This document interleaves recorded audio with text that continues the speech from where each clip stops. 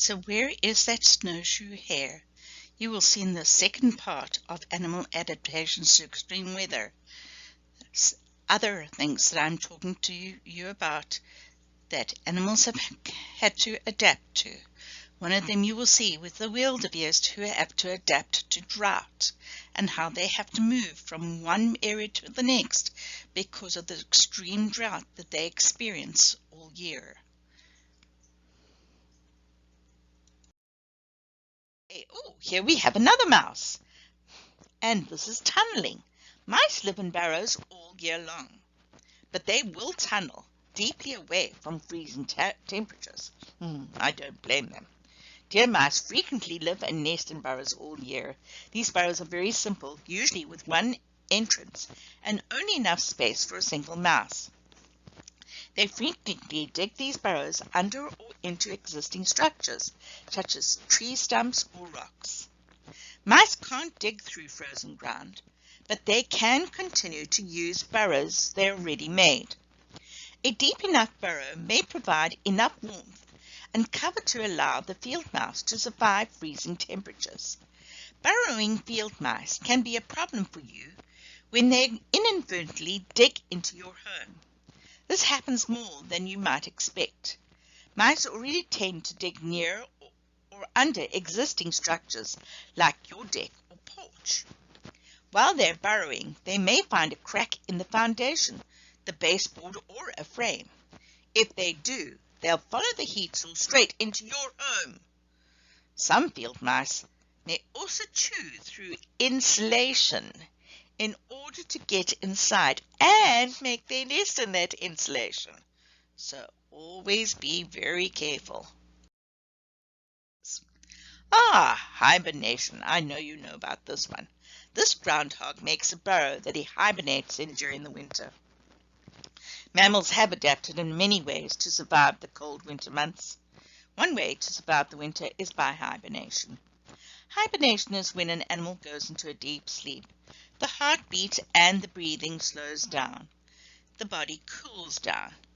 They don't eat food or drink water. Hibernation is long-term dormancy or inactivity, while torpor is the term to describe short-term inactivity. The definition of hibernation from National Park Service Winter's Ecology Teacher's Guide is a physical state where an animal's body function slows down in order to conserve energy through a season of no food and water and cold temperatures. The slower body function is characterized by a decrease in body temperature and reduced respiration or breathing. The animal will generally curl up into a tight ball to keep warm body temperature drops and respiration and heart slow down.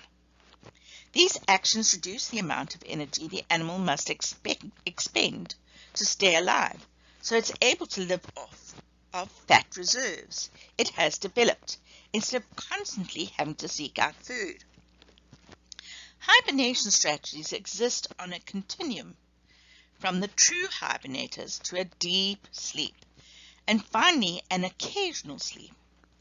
Examples of true hibernators are Columbian ground squirrels and marmots, both of which experience an extreme body temperature drop, like 90 degrees Fahrenheit normally versus 39 degrees Fahrenheit while hibernating, and very slow respiration, a breath every 4 to 6 minutes. You try that. Bears, on the other hand, are in the deep sleep category because they do not experience the extreme body temperature drop. Instead, they grow a thick hair coat before winter arrives. Raccoons and gray squirrels fall into the occasional sleep category because they generally stay active during the winter, except for extremely frigid temperatures. So why do animals hibernate?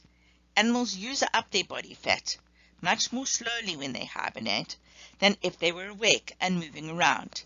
In winter, there is little or no food available. They have to put on a lot of extra weight in the fall when the food is available to have enough fat stored for winter. Another question would be, how do animals know when to start to hibernate? All animals begin hibernating for two reasons. Some begin when the days grow shorter in the fall. Some begin when the days get colder. If an animal waits to hibernate until it gets cold, it can keep eating until then. During a very mild winter, it might not have to hibernate at all. Another question is, are all mammals that sleep a lot in winter actually hibernating? Now, as I said before, there are different types of hibernation. Some animals are true hibernators. This means that their body cools way down. They don't move for days or weeks. It's hard to wake an animal in true hibernation. This can be dangerous if a predator attacks. That's why true hibernators find a safe den before they sleep. Some true hibernators are chipmunks, woodchucks, bats, turtles, frogs, toads, salamanders, and snakes. A woodchuck is the biggest true hibernator. Its temperature drops from 98 degrees to 40 degrees. Its heartbeat slows down from 80 beats per minute to just 4. Some animals don't really hibernate, but go into a deep sleep called torpor. Torpor can last for a few days or just a few hours on a very cold night. The body does not cool off, but not as much as hibernators. In torpor, an animal can wake up in case of danger. Only warm-blooded animals can use torpor to survive the winter. Animals that go into torpor are black bears, raccoons, skunks, and some mice and birds. Black bears can sleep for 6 months. They don't eat or drink. Females can give birth in their den during the winter. Last question, do animals just hibernate in cold climates? Sometimes animals hibernate to survive hot, dry weather instead of cold. This kind of hibernation is called estivation. Think of the crocodile or the alligator. Our next, blubber. This blue whale carries blubber in order to survive the cold water he swims through. Mammals that have evolved to live in cold water, such as whales, seals, sea lions, and polar bears, commonly have a layer of blubber. Whether they are living in cold waters near the North Pole or around Antarctica or visiting the deep ocean, these animals' blubber is vital to their survival. During the winter, the air in the Arctic, the northernmost part of the world, is often below minus 40 degrees centigrade, which is minus 40 degrees Fahrenheit too. Antarctica, the coldest place in the world, can be below minus 60 degrees centigrade, which is minus 76 degrees Fahrenheit. Depending on the species, whales dive more than 400 to 500 meters, about 1/4 of a mile, deep in the ocean, where the water can be colder than 12 degrees centigrade, that's 54 degrees Fahrenheit. Blubber helps these marine mammals from getting too cold.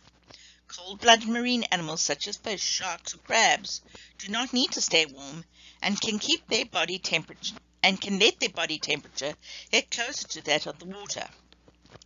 Thus, they do not need to have this extra insulation. Blubber is a thick layer of fat tissue. Animals store extra digested food in the form of adipose tissue, which is the fat tissue, which contains molecules called lipids. Adipose tissue has a relatively low temperature thermal conductivity, which means it does not transfer heat as well as other tissues and materials, such as muscle or skin. That way it helps to insulate an animal's body.